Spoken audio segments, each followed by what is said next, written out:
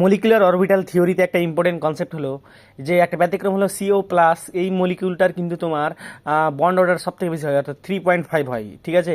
এবং C2 এবং B2 এদের মধ্যে পাই বন্ড দেখতে পাওয়া যায়। এবং তুমি বন্ড অর্ডার দেখতে পাবা, বন্ড অর্ডার যদি বেশি হয়, বন্ড অর্ডার মানে কি bond number of bond, bond যদি বেশি হয় তাহলে কি স্টেবিলিটি বেশি হবে, তাদের মধ্যে যুক্ত থাকবে।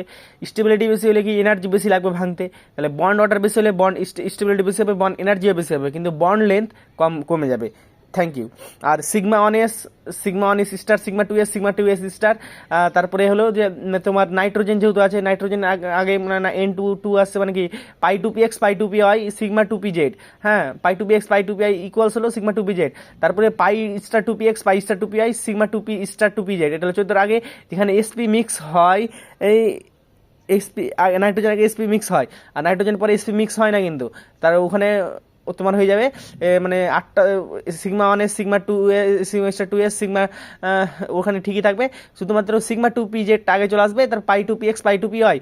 আর ওখানে চলে আসবে এই পাই 2 px পাই 2p ইকুয়াল হবে, তারপর পাই 2p পাই*2px পাই*2pi সিগমা 2pz। Thank you.